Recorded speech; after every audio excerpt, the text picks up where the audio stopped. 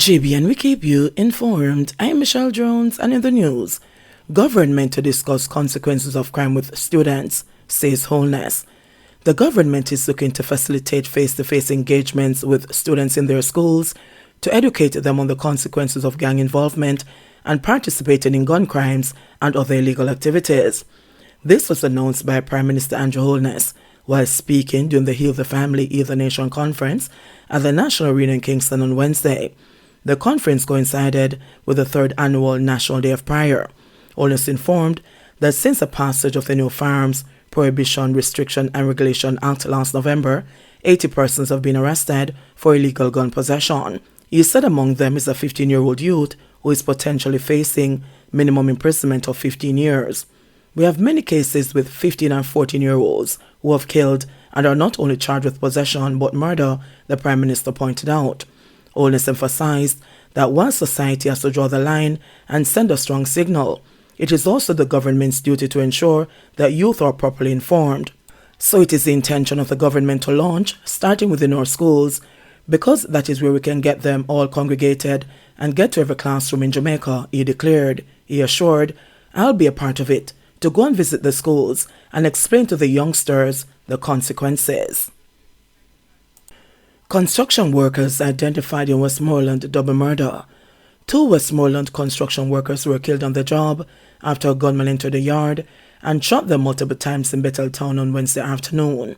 The deceased have been identified as 47-year-old Lesbeth Barrett, otherwise called Bigger, from the community, and Michael Wallace. A third man is also in hospital in critical condition. According to the police, the 3 men were digging a foundation to build a fence at a residence in Betheltown when they were pounced upon by a gunman who opened fire, hitting all 3.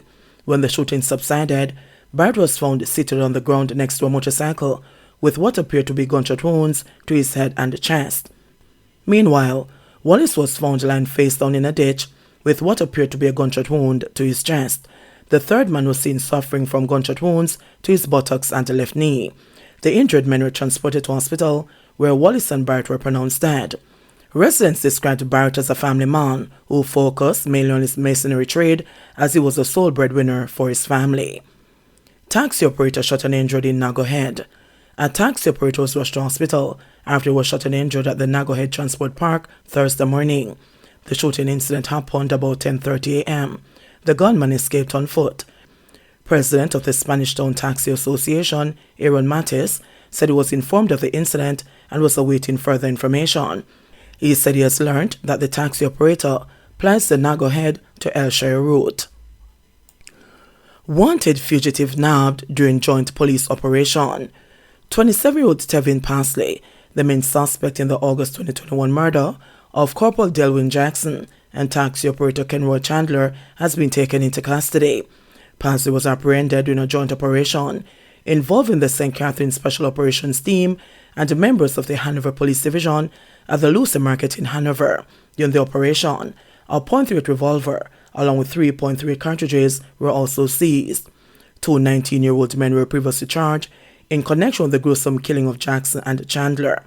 Charged with 2 counts of murder and illegal possession of firearm and ammunition are Andre Martin, a pig farmer, and Daniel Gillespie, otherwise called Ross, a laborer. Both men are from Big Lane in Central Village. They were charged by detectives from the Major Investigations Division. At the time, the police said they were searching for at least one other man in connection with the incident. Corporal Jackson, who was assigned to the Glengolf Police Station in the St. Catherine North Division, and Chandler were attacked and shot dead by gunmen on Honey Lane in Big Lane, St. Catherine on August 18, 2021. The cop was robbed of his farm and an undetermined sum of cash by his killers. On August 18 last year, residents reported hearing an explosion sometime after 7 p.m. and called the police. On the arrival of the lawmen, Corporal Jackson was seen lying on the roadway with multiple gunshot wounds. He was pronounced dead at hospital. A grey Nissan Tiida motor car with the engine running was found at the scene. The area was canvassed, and while the scene was being processed by cops, the body of Chandler, who is from West Prospect District in Bogwalk, St. Catherine, was found in bushes with gunshot wounds. It's reported that Corporal Jackson was in the area on personal business, allegedly to purchase a Mark X motor vehicle when he was shot. Hanover cops seized 2 illegal guns, 3 arrested. 2 guns were seized and 3 people taken into custody by the police in Hanover on Wednesday. The seized firearms include a Ruger 9mm pistol, along with 2 magazines containing 7 9mm cartridges, a .38 revolver, and 3 rounds of ammunition. The weapons were found during 2 different raids by lawmen in the division. The first seizure reportedly occurred about 10 a.m. at Salt Spring in Green Island, where a targeted operation was conducted by lawmen. 2 persons who were at the location were arrested, pending further investigations. Later, about 3 p.m., another operation was carried out in a district known as Logwood, which is also in Green Island, where the other firearm was found after a search. 1 person was taken into custody in connection with that seizure. 56-year-old Robert Chin charged in NMIA cocaine bust. The Narcotics Division has now charged 56-year-old Robert Chin of Moon Kingston 6 in relation to the seizure of 12 kilograms of cocaine at the Norman Manley International Airport in Kingston on Monday. Chin was attempting to board a departing flight to the United States of America about 7 a.m. when a search of his luggage was conducted and the illicit drug with an estimated street value of $600,000 was allegedly found. However, the police say managed to evade arrest. Chin was later arrested about 6:30 p.m. the same day. He has been charged with possession of cocaine, dealing in cocaine, attempting to export cocaine, and conspiracy to export cocaine.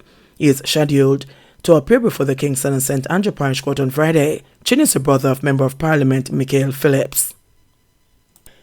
Illegal gun salute leaves woman with a bullet inside her chest. A Central Kingston mother of 2 was discharged from hospital, but will have to live with a bullet inside her chest after she was shot during an illegal New Year's Eve gun salute on Sunday. Jodi-ann Sinclair, 34, said that the incident, which occurred about 12:05 a.m. on New Year's Day, was a close call. We just come out of the hospital. I was standing at the corner of Law Street and Gold Street watching the fireworks on the waterfront. Me I go move off and me feel like something lick me. And I said to my friends, the beast who fling something and lick me. That is how it feel, Sinclair said. After looking at the wound, her friend came to the conclusion that it was a gunshot, and she was immediately rushed to the Kingston Public Hospital KPH. I did a CT scan, and him said the bullet in my chest same way. The doctor said can't move from where it is. Then so me have to live with it, Sinclair said. She is aware of the advisory from the police, which sternly warned against partaking in the illicit practice. At the same day, my mother was talking about it, Sinclair said. She has 2 children, 18 and 7 years old. During the interview, her teen son looked at her as if he was glad his mother was still alive. It made me feel like I was eye-glad. That's how I feel about it. When we reach hospital, the doctor and the nurse must say, when you have a whole heap of gunshot people come in here, you know, bear eyeglass. Some just feel like one eyeglass. But me not eyeglass. Me just look like everybody. Just that me never go down to the waterfront, Sinclair said. According to her, the usual thing to do on New Year's Eve is to stay on a house top or by the corner and watch the fireworks. Sinclair said that other residents were gathered where they could see the fireworks in plain sight. An employee of a manufacturing company, Sinclair was comforted by co-workers. The Central Kingston resident said she was not feeling any pain, but will have to inform doctors that there was a bullet inside her if she is to do any surgery in the future.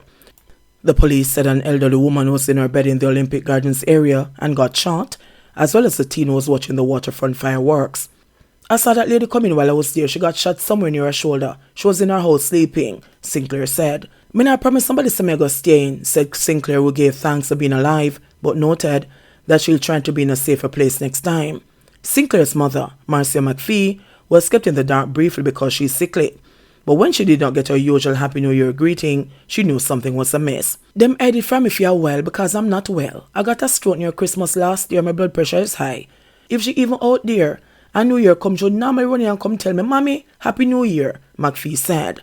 McPhee said she was shaken when she found out about her daughter's frightening encounter, but expressed gratitude to those who comforted her after the incident. Dennis Brooks, senior communications strategist with the police force, said there were 4 reports of injuries from illegal gun salutes. I handled a case in Smokyville with a bullet through a windscreen. That happens quite often.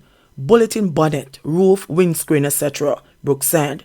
Despite the warning from the police on targeted patrolling, explosions were heard across several communities at midnight and after to ring in the new year. Cashier charged for giving credit on horse racing bets gets bail. A former employee at a betting shop in Portmore, St. Catherine, who allegedly credited more than $700,000 to a customer without authorization, has been granted $350,000 bail. Maxine McInnes, a 52-year-old cashier of a Portmore address, appeared in the St. Catherine Parish Court on Wednesday on a charge of larceny as a servant. When the matter was mentioned in the court, her attorney argued that McInnes had no criminal intent, nor did she benefit from the transaction.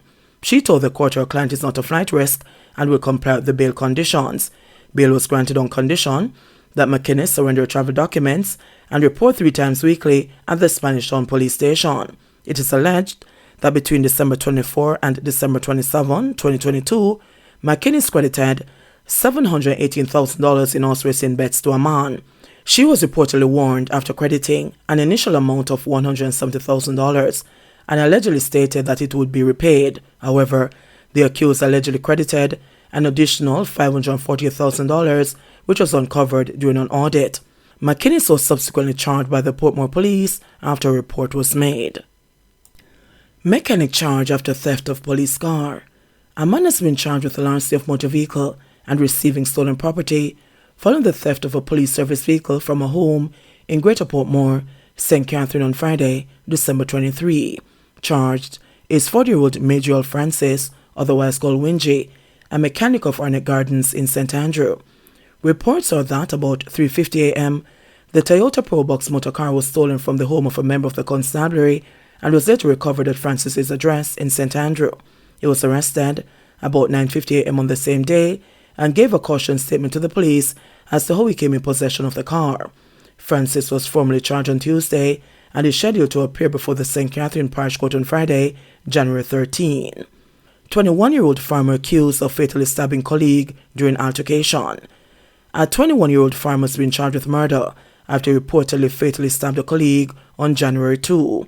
Javier Willis of Mavis Bank in St. Andrew has been charged with the murder of 28-year-old John Walker, otherwise called Teddy, also from the same community.